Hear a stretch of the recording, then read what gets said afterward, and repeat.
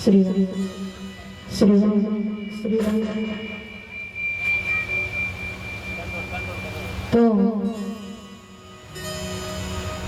राम जी सरकार ने धनुष को तोड़ा, श्री किशोरी जी ने माला पहनाई।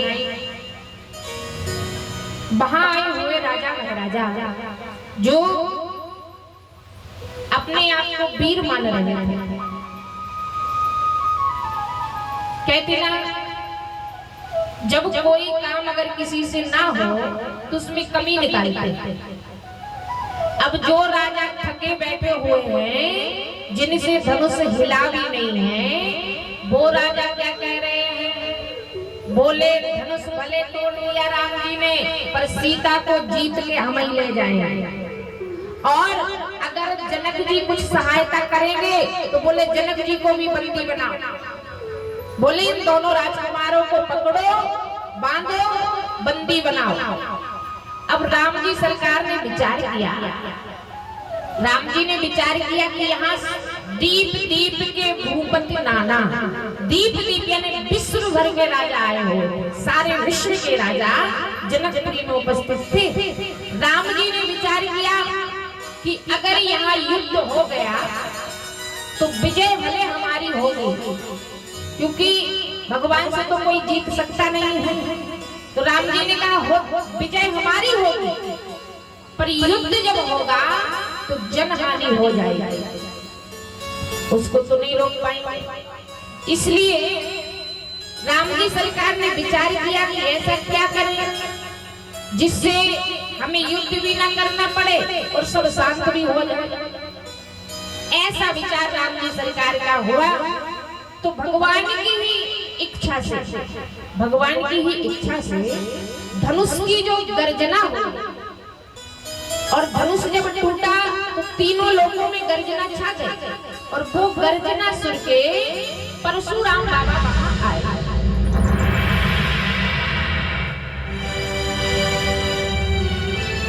और परशुराम बाबा जब आए, बोलिए व्यास जी महाराज की सभी लोग ताली तो बजा दो, बताओ व्यास जी के लिए।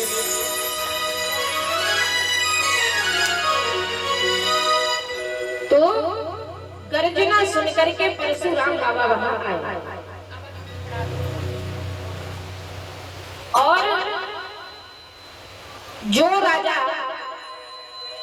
राम लला सरकार और लक्ष्मण जी के लिए कह रहे थे कि पकड़ो, बांधो, बंदी बनाओ,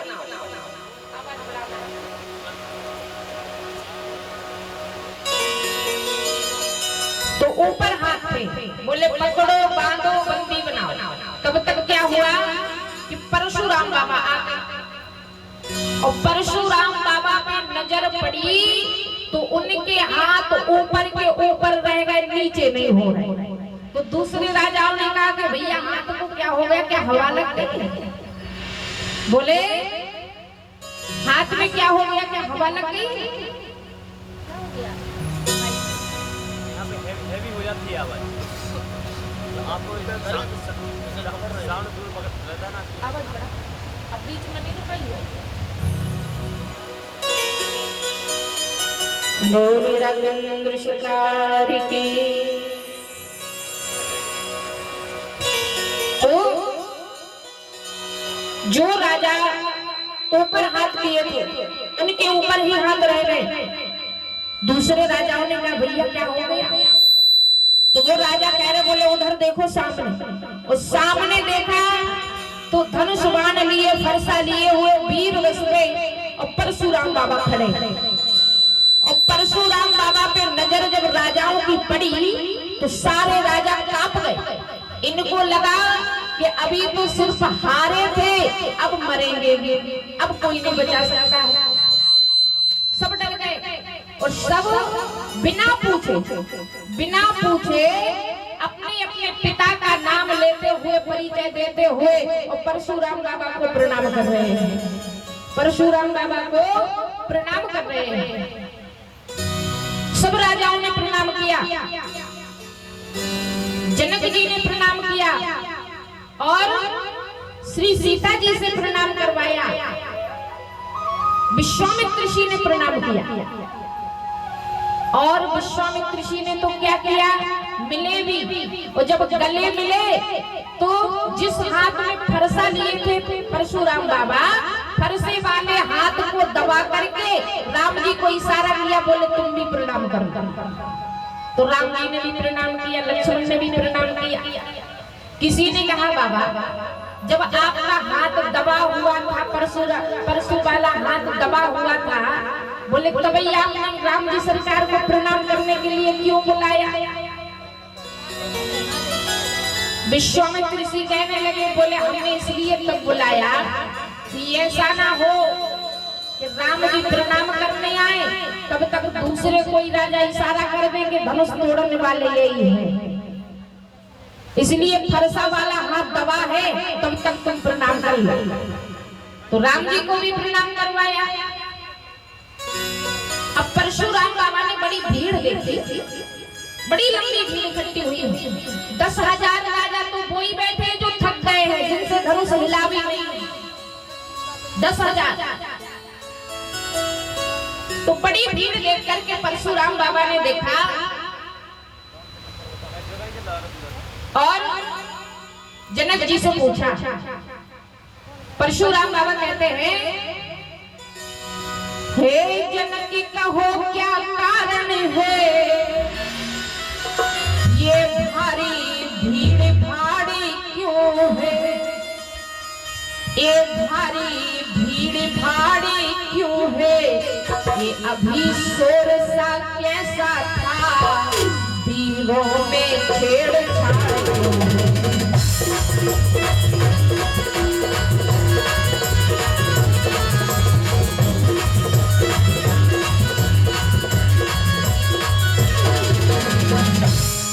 जनक कहो क्या कारण है, ये भारी भीड़ भाड़ क्यों है, ये अभी शोर सा कैसा था, वीरों में छेड़छाड़ क्यों है।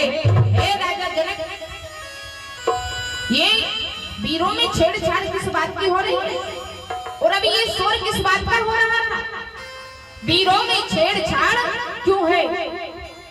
अब सब घबरा गए। जनक जी को लगा कि ऐसा ना हो कि बना बनाया काम बिगड़ जाए। जनक जी को लगा ऐसा ना हो बना बनाया काम बिगड़ जाए। श्री सीता जी समझा गई, नगरवासी उदास हो गए, अभिमानी राजाओं का मान गिर गया और जो राम जी सरकार को बंदी बनाने के लिए कह रहे थे उन्हें लग रहा कि हे भगवान अब परशुराम से बच जाए तो घर चले जाए। सब में दहशत छा गई। और जनक जी से जब पूछा, हे जनक कहो क्या कारण है, ये भारी भीड़ भाड़ क्यों है, ये अभी शोर सा कैसा था, वीरों में छेड़छाड़ क्यों है। ये वीरों में छेड़छाड़ किस बात की हो रही है। जब तक जनक जी कुछ कहते कि परशुराम बाबा की नजर उस टूटे हुए धनुआ पे पड़ गई और जैसे ही इनकी नजर उस टूटे हुए धनुष पे पड़ी तो कहते हैं कि अच्छा राजा जनक, तो ये बात है। परशुराम बाबा को बड़ा क्रोध आ गया और जनक जी से कहते हैं, अरे कहो जड़ जनक के धनुष कहे तोरा, सहस्त्र बाहु समय सोई मोरा।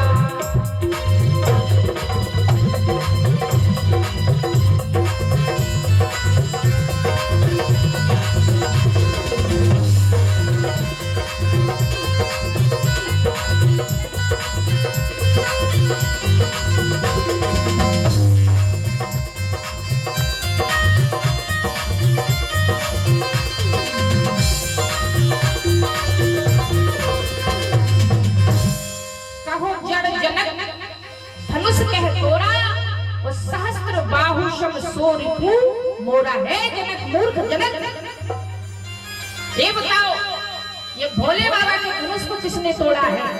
वो जिसने भी तोड़ा है वो सहस्त्र बाहु के समान मेरा दुश्मन है। सो मिल गाय उसको सभा में से अलग खड़ा कर दो। सो बिल गाई छाड़ समाजा और नत मारे जे है सब राजा। अगर उसे अलग नहीं किया तो आज यहाँ उपस्थित सारे राजा मारे जाएंगे। सारे राजा कांप रहे हैं। कुछ तो कह रहे हैं कि और बना लो राम जी को बंदी। अरे धीरे से निकल जाते तो प्राण तो बच जाते।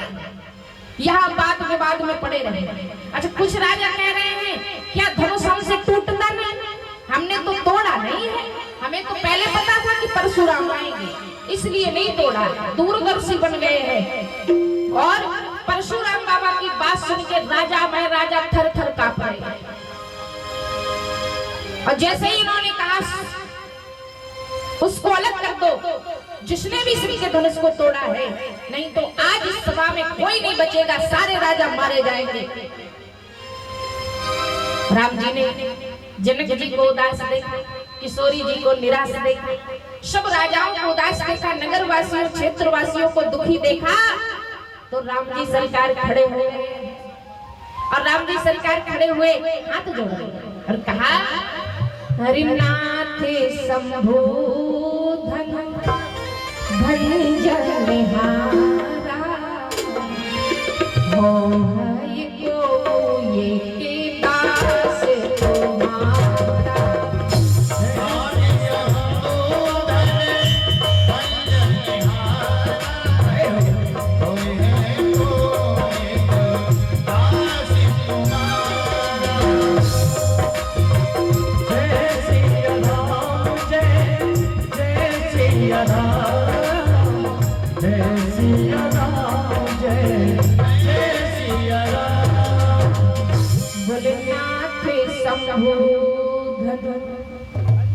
भंजन हारा हुई कोई के दास तुम्हारा। राम जी खड़े हुए हाथ जोड़ के कहा नाथ। अच्छा, राम जी की बात बड़ी सुंदर। नाथ शंभु धनु भंजन हारा।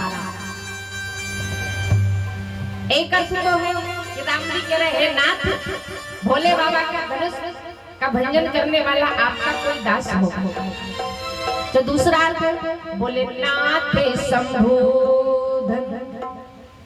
राम जी सरकार के इष्ट है भोले बाबा, तो राम जी सरकार कह रहे हैं मेरे नाथ का नाथ शंभु धनु भंजन हारा होइए को एक दास तुम्हारा। हे बाबा, भोले बाबा के धनुष का भंजन करने वाला कोई एक है, अनेकों में नहीं उनकी गिनती, वो सिर्फ एक है। हुई को एक दास तुम्हारा और तुम्हारा दास। परशुराम बाबा कहने लगे अच्छा राम तो वो तुम हो जिनने भोले बाबा का धनुष तोड़ दिया, अपनी मृत्यु को निकट बुला लिया और मेरे सामने खड़े होकर बात करते हो। परशुराम बाबा कहने लगे हे राम बना है अगवा तू इस क्षत्रिय दल की काड़ी में, इसलिए मसल वो याद आई टिकटा है तोर की काड़ी में।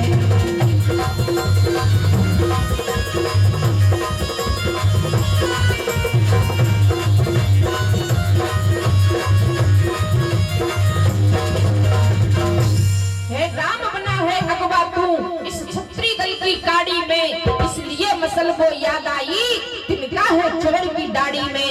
वो चोर तुम हो जिनने शिव का धनुष तोड़ के जानकी से नाता जोड़ लिया और भोले बाबा के धनुष का खंडन करके अपनी मृत्यु को निकट बुला लिया। और जब ये बात राम जी सरकार से परशुराम बाबा ने कही तो सब में सन्नाटा छा गया। सब राजा कह रहे हैं कि अब पता चलेगा धनुष तोड़ने का मतलब क्या होता है। और सब में सन्नाटा छा गया। राम जी सरकार मुस्कुरा रहे हैं, परशुराम बाबा की बात को सुन रहे हैं, पर लक्ष्मण जी से नहीं रहा गया। लक्ष्मण जी ने कहा भैया एक काम करो, थोड़ी बात हम कर लें परशुराम बाबा से। राम जी ने कहा जब हम बात कर रहे हैं तो तुम्हें बात करने की क्या आवश्यकता है। लक्ष्मण जी कहने लगे भैया इसलिए आवश्यकता है कि आप बात कर रहे हो जिस भाषा में, आप जिस भाषा में बात कर रहे हो वो भाषा परशुराम बाबा को आती नहीं है। जिस भाषा में आप बात करते हो वो भाषा परशुराम बाबा समझते नहीं है, और जो भाषा उनको समझना है वो भाषा आपके पास है नहीं। इसलिए ये काम करो, ये काम हम पे छोड़ दो, हमें बात करने दो। तो लक्ष्मण जी खड़े हो गए, और लक्ष्मण जी खड़े हुए, लक्ष्मण जी जब खड़े हुए तो लक्ष्मण जी कहने लगे बाबा मेरे भैया ने आपसे 2 शब्द प्रेम के क्या कर दिए, आपने तो उनके लिए चोर ठहरा दिया, आपने उनके लिए चोर बना दिया।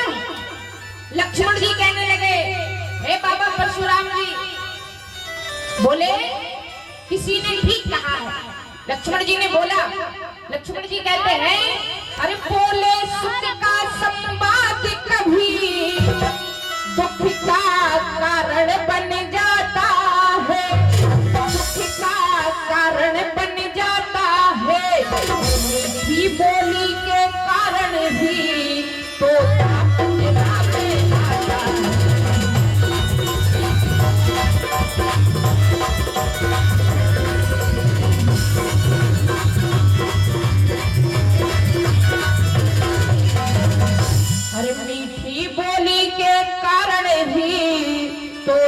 पिंजरा में आता है।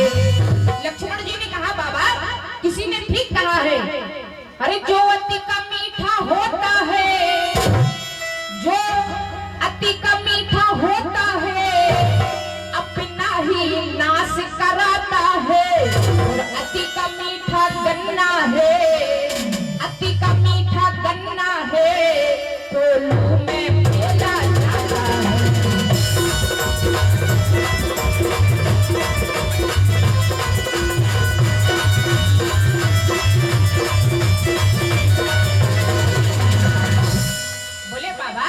किसी ने ठीक कहा है, जो अति का मीठा होता है अपना ही नाश कराता है, वो अति का मीठा गन्ना है कोल्हू में पेला जाता है। मेरे भैया ने आपसे 2 शब्द प्रेम के क्या कह दिए, आपने उन्हें चोर ठहरा दिया, अपराधी बता दिया।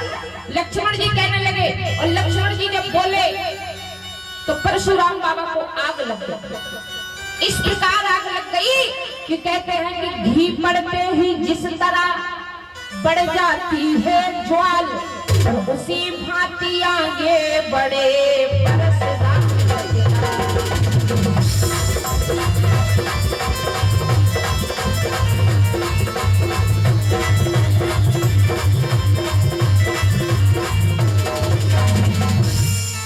परशुराम बाबा कहने लगे मूर्ख बालक, तू मेरे सामने नजर मिला के बात करता है, तू जानता नहीं मैं कौन हूँ, मेरा नाम नहीं सुना।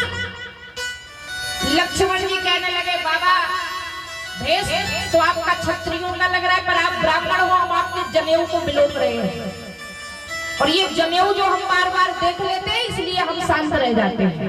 लक्ष्मण जी ने कहा कि श्रीमान तेजस्वी ब्राह्मण है, श्रीमान तेजस्वी ब्राह्मण है, इसलिए हमें ये कहना है वो ब्राह्मण भूषण क्रोध नहीं जो महाराज में कहना है।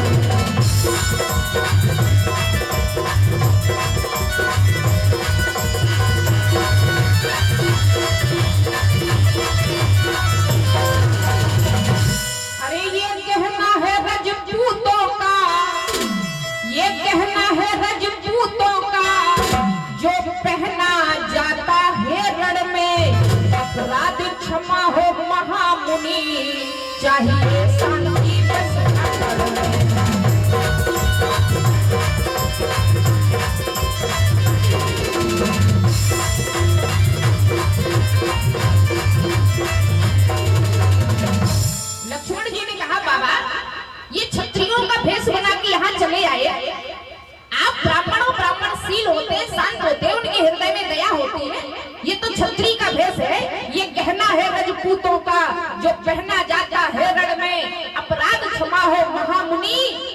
शांति बस ब्राह्मण में। ब्राह्मण तो शांत होते हैं, आप क्षत्रिय का भेष बना के यहाँ आग दिखा के बात करते हो। और लक्ष्मण जी ने जब ये कहा तो परशुराम बाबा कहते हैं, हे बालक क्या अब हुआ तुझे जो बात काटता जाता है, और क्या न्योतारी ब्राह्मण समझा जो हमें काटता जाता है।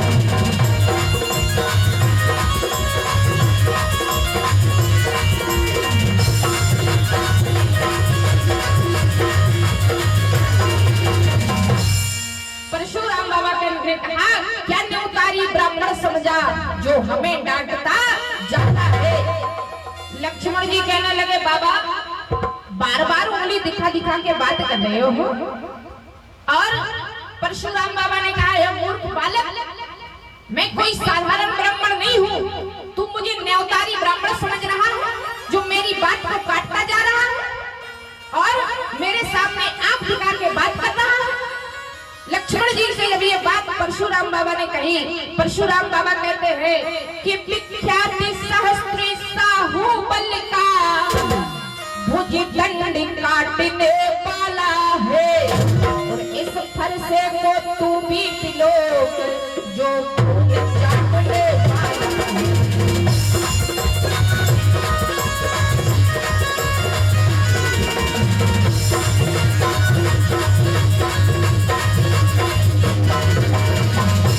बोले विख्यात सहस्त्र साहुबल का भुज दंड काटने वाला है, और इस फरसे को तू भी बिलोक जो खून चाटने वाला है। हे मूर्ख बालक, तू जानता नहीं मेरे फरसे को क्षत्रियों का लहू चाटने की आदत पड़ी है, और तू मेरे सामने आंख दिखा के बात करता है। लक्ष्मण जी कहने लगे, अरे लक्ष्मण बोले देखना और नजर नहीं लग जाए, और छुपा लीजिए आंखों में जब हवा न लगने पाए। बोले बाबा आपने बड़ा बुरा किया जो इस फरसे को लेके यहाँ क्षत्रियों में चले आए। अरे इसको छुपा लीजिए, ऐसा ना हो किसी की नजर लग जाए, हवा लग जाए, तुम्हारा फरसा काम करना बंद कर दे। लक्ष्मण जी ने जब ये कहा तो परशुराम बाबा कहते हैं कि धिक्कार हमारी भुजाओं को जो तेरा नहीं संहार किया, ये व्यर्थ कुल्हाड़ा ये मेरा जो तेरा ना संहार किया।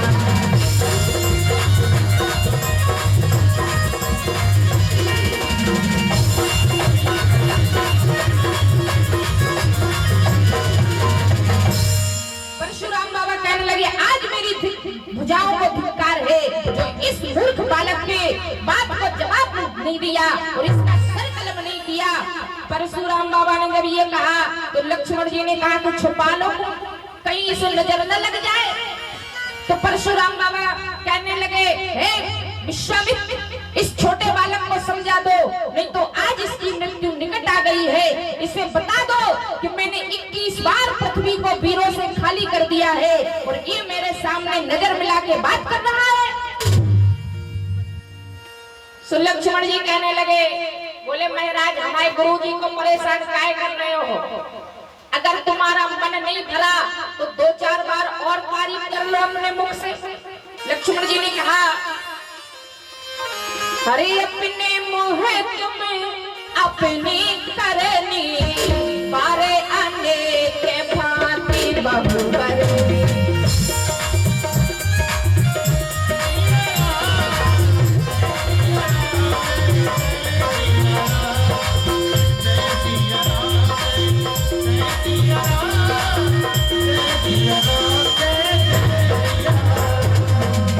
बोले अपने मुँह तुम अपनी करनी,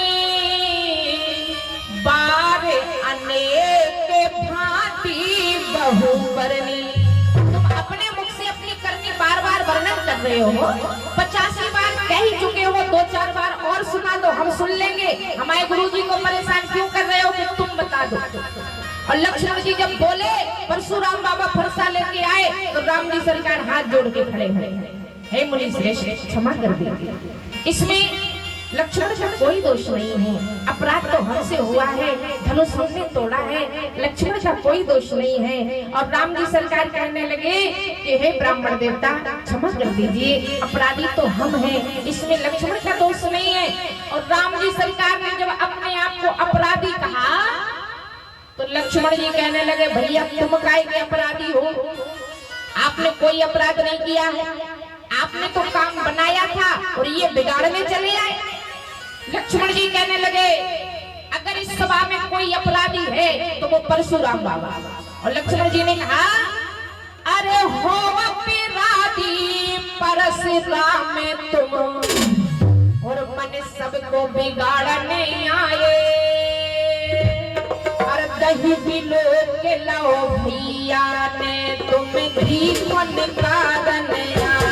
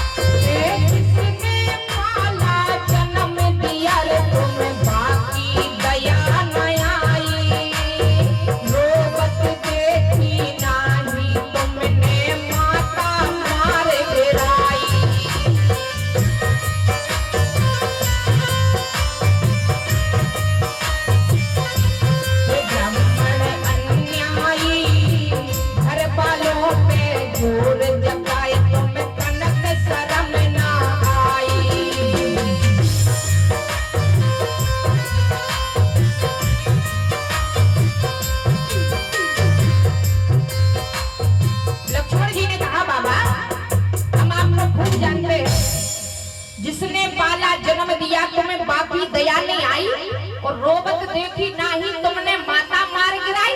ब्राह्मण अन्यायी घर वालों पे जोर जताए तुम्हें तनक शर्म नहीं आई। और जब से तुमने अपनी माता का सर काट लिया तुम वीर बन गए। जब से तुमने माँ का सर कलम कर दिया, गुरु पिता की बात को मान लिया, तो तब से तुम अपने आप को वीर कहते हो। हमें तो लगता है बाबा कि तुम्हारा ये फरसा नारियों पे चलता है, किसी क्षत्रिय का सर काटने का समर्थ नहीं है। और अगर तुम्हारे फरसे में क्षत्रिय का सर काटने का साहस है तो एक क्षत्रिय का सर तुम्हारे सामने है, फरसा तुम्हारे हाथ में है, काटने क्यों नहीं हो? अरे पिता ऋण से ऊरण हो गए, माता ऋण से ऊरण हो गए, पर गुरु का ऋण आज भी चल रहा है। फरसे को उठाओ, कलम करो और गुरु ऋण से ऊरण हो जाओ। लक्ष्मण जी कह रहे हैं। और गुरु ऋण से क्यों? जब परशुराम बाबा ने पिता की बात मान ली, माँ का सर काट दिया तो पितृ ऋण से ऊरण हो गए, माँ को जीवित करवा लिया तो मातृ ऋण से ऊरण हो गए। अब भोले बाबा के पास गए, बाबा तुम भी अपनी गुरु दीक्षा मांग लो, आपके ऋण से भी हम ऊरण हो जाए। तो भोले बाबा ने कहा शेष नाग का शीश काट लिया। और शेष नाग का शीश काटने जब भी परशुराम बाबा जाएं तो 1000 फल से जब वो फूस मारे तो कई योजन दूर गिरे। तो लक्ष्मण जी कह रहे हैं कि शेष नाग ही है, काट लो, ऋण बढ़ रहा है, चुक जाएगा अगर समर्थ है तो। और जैसे ही परशुराम बाबा ने उंगली दिखाई, हे मूर्ख बालक, लक्ष्मण जी कहने लगे बाबा ये बार बार तर्जनी दिखाते हो, यहाँ कुमड़वतिया को नाई देख तर्जनी जो मर जाई। यहाँ कोई कुमड़वतिया नहीं है जो तुम्हारी बार बार तर्जनी दिखाने से मर जाएगी। लक्ष्मण जी ने कहा बाबा अरे ये छुई मुई का पेड़ नहीं रे जो छूने से मुरझाए, मैं उस माता का लाल नहीं जो हुआ से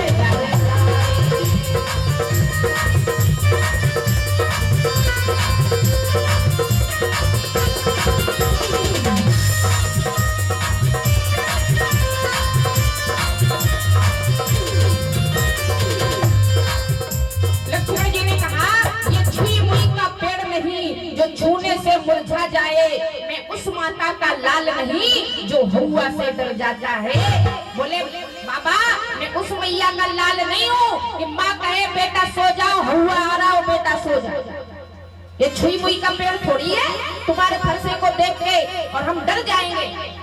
और लक्ष्मण जी जब बोले तो परशुराम बाबा को आग लग जाती और आग लगी तो परशुराम बाबा विश्वामित्र ऋषि से कहते हैं, कहा हरि कौशिक सुना हो मंद यह बालक, कुटिल काले बस निज कुल घालंगे, भानु बंस राकेश कलंकु, भानु बंस राकेश कलंकु,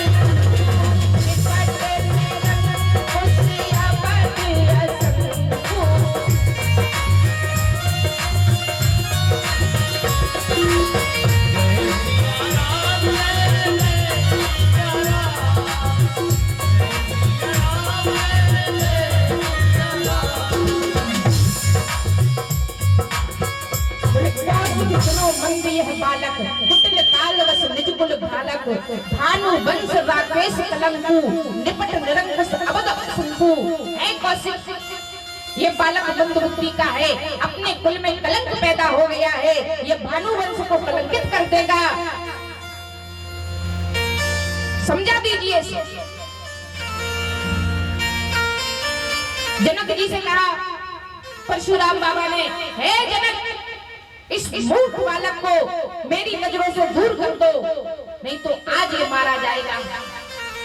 परशुराम बाबा जब कह रहे हैं कि आज मेरे फरसे को क्या हो गया जो इसका सर कलम नहीं कर रहा है, लक्ष्मण जी ने कहा, बोले बाबा ये फरसा तो आपके हाथ में है, पर आपका हाथ मेरे नाथ के हाथ में है, और जब तक वो नहीं चाहेंगे तब तक ये फरसा काम नहीं करेगा, इसलिए ये फरसा उठ नहीं रहा है।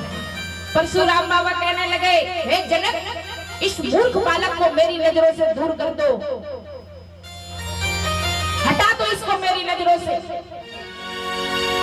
लक्ष्मण जी कहने लगे कि बाबा हम काहे को हटे, हम तुमसे डर थोड़ी रहे हैं, जो डरे वो तुम्हारी नजरों से दूर हो, हम क्यों दूर हो।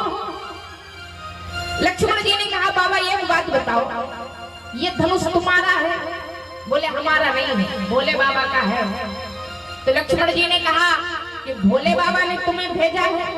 बोले भोले बाबा ने भेजा भी नहीं है। तो लक्ष्मण जी कहने लगे कि धनुष टूट गया, तुम क्यों टूटे जा रहे हो, ना तुम्हारा धनुष है, वो जिसका है उसने भेजा नहीं है, फिर भी तुम लड़ने आ गए हो। तो लक्ष्मण जी ने कहा, हम जानते हैं या धनु पर ममता, इस धनुष में तुम्हारी ममता है, और उस ममता, बोले बाबा ये ममता वाला रोग जो है ना, ये दाद के जैसा है, और ये दाद का रोग जल्दी ठीक नहीं होता है, तो हमें लगता है कि इस धनुष में तुम्हारी ममता है। परशुराम बाबा कहने लगे, इस बालक को मेरी नजरों से दूर कर दो। लक्ष्मण जी कहने लगे, हम क्यों दूर जाएं, अगर तुम्हें डर लग रहा है तो तुम चले जाओ। लक्ष्मण जी ने कहा, बोले बाबा अरे तुम बिना बुलाए आए हो, अब बिना कहे जा सकते हो, अनुराग धनुष खंडों से है, तुम इनको ले जा सकते हो।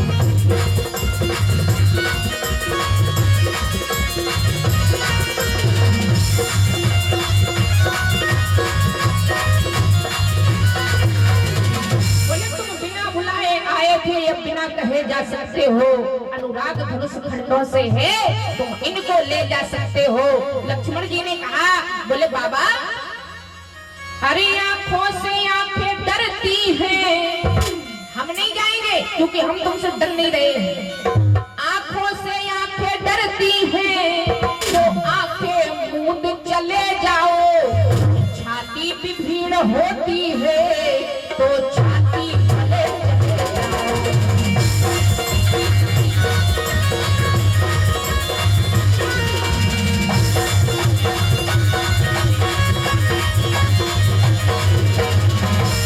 बोले आंखों से आंखें डरती हैं तो आंखें मूंद चले जाओ, तो छाती भी भीड़ होती है तो छाती मले चले जाओ, तुम बिना बुलाए बनाए आए थे, अब बिना कहे जा सकते हो।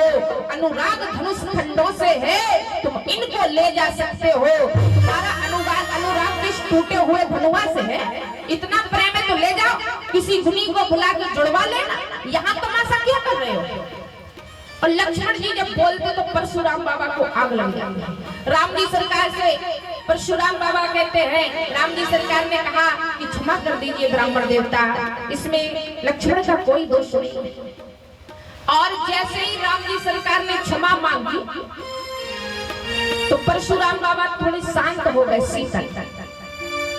और जैसे ही शांत हुए तो लक्ष्मण जी को हंसी आ गई कि जरा में गरम जरा में ठंडे, ये अच्छा स्वभाव है। और लक्ष्मण जी ने कहा कुछ नहीं, बस मुस्कुरा दिए। और मुस्कुराए तो परशुराम बाबा को फिर आग लग गई। और परशुराम बाबा कहते हैं कि हंसते देख नख सीखे मैं,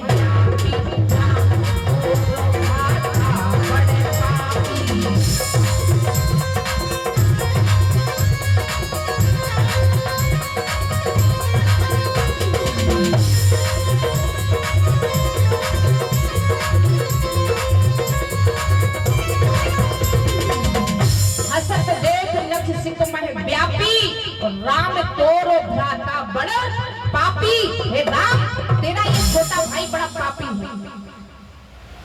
बड़ा भाई जैसे तैसे गुस्सा शांत करता है और ये आग लगा देता है। राम जी सरकार ने कहा, हे ब्राह्मण देवता शांत हो जाओ, हे विप्रदेव शांत हो जाइए, ये आपकी कृपा है कि धनुष हमसे तोड़ दिया। राम जी सरकार कहते हैं, ये कृपा ब्राह्मणों की ही है, शिव धनुष राम ने तोड़ा है। ये कृपा ब्राह्मणों की ही है, सीता से नाता जोड़ा।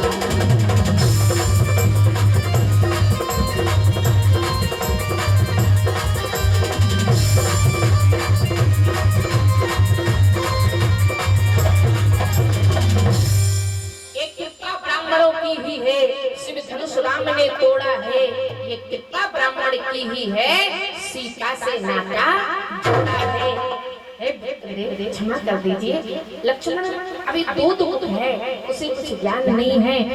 गुरु विश्वामित्र ने भी कहा, बालक बंदर एक स्वभाव, इनके दोषों को साधु नहीं गिनते हैं। तो राम जी सरकार ने बड़ी सुंदर बात कही, कहा है ब्राह्मण देवता, हम आपको डरते हैं, हम आपको डरते हैं, पर आपके फरसे को नहीं डरते हैं। हम रघुवंशी हैं और रघुवंशी सभा में तो काल को भी नहीं डरता है, तो आपके फरसे को क्या डरेगा? आपके फरसे को भी नहीं डरते हैं, पर हम आपके चरणों को डरते हैं। जब से भृगु ऋषि ने मेरे हृदय में चरण का प्रहार किया है, जब से ब्राह्मण का चिन्ह मेरे हृदय में पड़ गया है, तब से हम ब्राह्मणों के चरणों से डरने लगे। और जब परशुराम बाबा से राम जी ने ये बात कही तो परशुराम बाबा को लगा क्या अवतार हो गया, क्योंकि ब्राह्मण का चिन्ह सिर्फ भगवान के हृदय में है और किसी के हृदय में नहीं है, तो क्या अवतार हो गया। तो राम जी सरकार को देख के परशुराम बाबा ने कहा, प्रभु क्या अवतार हो गया, और यदि अवतार हो गया तो हमसे अपराध कर दिया। परशुराम बाबा कहते हैं कि राम रमापति करे धन ले चाहु चाहते मिले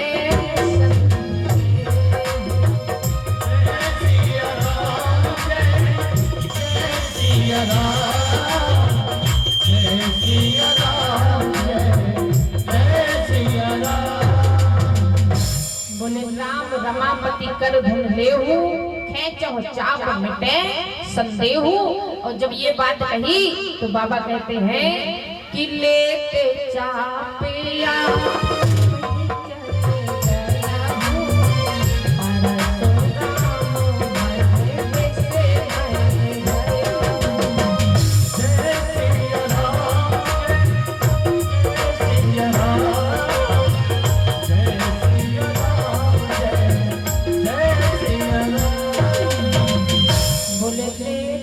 चाप आप ये चल गया हो परशुराम मन विस्मय भया। का राम रमापति कर बन गए हो खेचो चाप मिटे संदेह। तो जैसे ही धनुष दिया तो अपने आप चढ़ गया है। और परशुराम ने जब ये देखा तो हाथ जोड़ लिए और क्षमा मांगी, सरकार हमें क्षमा कर दो, अपराध बन गया है। और जो अब शब्द आपसे कह दिए हैं उनका दोष दूर कैसे होगा। तो भगवान ने कहा कि आप जाओ शिव सहस्त्र नाम का जाप करो, मन को शांति मिलेगी। तब देखिए व्यवस्था कैसी बनाई राम जी ने। सारे राजा राम जी को बंदी बनाने के लिए कह रहे थे ये खो कर, ठीक है ना। और परशुराम बाबा आए तो परशुराम बाबा को सब राजा डरने वाले थे, सबको पसीना आ गया था। पर लक्ष्मण जी की बात जब परशुराम बाबा को लक्ष्मण जी ने जो प्रसंग जब हुआ और जब लक्ष्मण जी की बातें सब राजाओं ने सुनी तो वो कहने लगे भैया भगवान की कृपा रही कि हम इनसे लड़े नहीं, ये बड़ा अच्छा रहा। तो राम जी ने कहा कि हमें कुछ करना भी नहीं पड़ा, वो सारी व्यवस्था हो गई। सब राजा कहने लगे धीरे से निकल लो यहाँ से। जब परशुराम बाबा को ये कह रहे थे तो हम किस खेत की मूली, तो बिना कुछ कहे और ये सारी व्यवस्था राम जी सरकार ने बना ली। जो राजा बात कर रहे थे कि पकड़ो बांधो बंदी बनाओ, भाई सबने जान लिया ये कोई साधारण नहीं है। जिन्हें जिनके परशुराम बाबा को सब क्षत्रिय हाथ जोड़ते थे, कांपते थे। अब परशुराम बाबा ने जब राम जी को हाथ जोड़े तो सबने कहा कि भैया अब यहाँ से निकल लो, अब बात बनने वाली नहीं है। तो राम जी सरकार ने कहा ये ठीक रहा, बिना युद्ध के और सारी व्यवस्था बन गई। तो इस प्रकार राम जी सरकार ने इस प्रकार प्रभु श्री राम जी सरकार का सुंदर संवाद हुआ। जनक जी ने